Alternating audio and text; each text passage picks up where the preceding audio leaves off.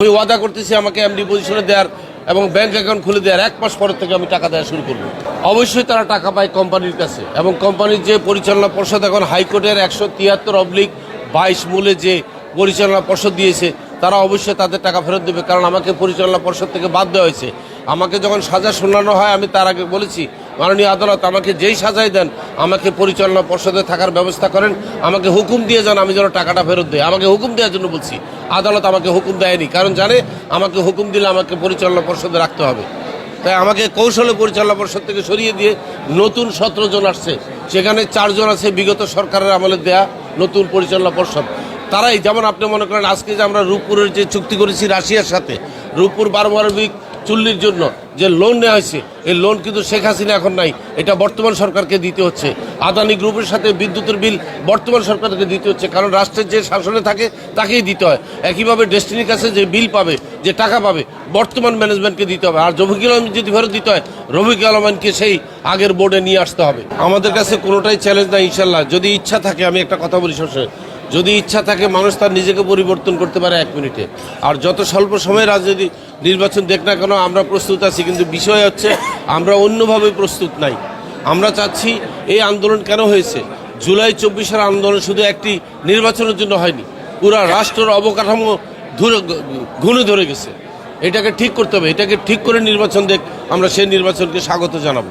Destiny negative অবস্থা তৈরি হয়েছে বিগত স্বৈরাচারী সরকারের আমলে। বহু লোককে বিগত স্বৈরাচারী সরকারের আমলে ফাঁসি দেওয়া হয়েছে, লাইফ সাজা দেওয়া হয়েছে। আজকে তো তারা মুক্ত, কারণ তারা রাজনৈতিক কারণে মুক্ত। আমি রাজনীতি করতাম না, তাই আমাকে এই প্রিভিলেজ দেওয়া হয়নি, তাই আমি রাজনীতিতে আসার এটাও আরেকটা কারণ। ডেস্টিনি কোনো অন্যায় করেনি, একটি অন্যায় করেনি। ডেস্টিনি কোনো পরিচালক, কোনো কর্মচারী, কেউ কোনো প্রতারণা করেনি। আমাদেরকে বলা হয়েছে আমরা মানি লন্ডারিং করেছি, কিন্তু সেটা প্রমাণ করতে পারে নাই। রায় লিখিত হয়ে আসছে সেই সরকারের আমলে আইন মন্ত্রণালয় থেকে, আমরা সবই জানি। আপনারা এগুলো জানেন কিভাবে একটি বিশেষ রাজনৈতিক দলের প্রধানদেরকে কিভাবে ফাঁসি দেওয়া হয়েছে, যাবজ্জীবন দেওয়া হয়েছে, সেই মামলা তো এখন নাই। আমরা সবাই কিন্তু ওই স্বৈরাচারী সরকারের দ্বারা নির্যাতিত। আমার কাছে চাঁদা চেয়েছিল, ভুয়া সম্পত্তির দলিল এনে আমার কাছে বিক্রি করার চেষ্টা করেছে, ওটা ছিল তার কাবার।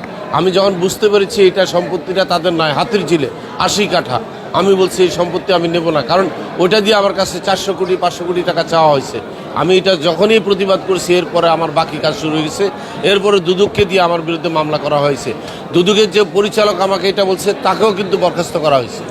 সে পরিচালক আমাকে বলছে যে আপনি বিপদে আছেন, আমাকে ট্রান্সফার করা হচ্ছে, কারণ এখানে ষড়যন্ত্র চলতেছে। আপনি বোধহয় কোনো লেনদেন করেছেন যেখানে আপনি তাদের সাথে রাজি হন নাই, এখান থেকে শুরু। আর সিদ্দিকের স্ত্রী সেই প্রতিষ্ঠানের চেয়ারম্যান ছিল যেখানে আমাকে এই জমি বিক্রি করে টাকা দেওয়ার কথা বলা হয়েছিল।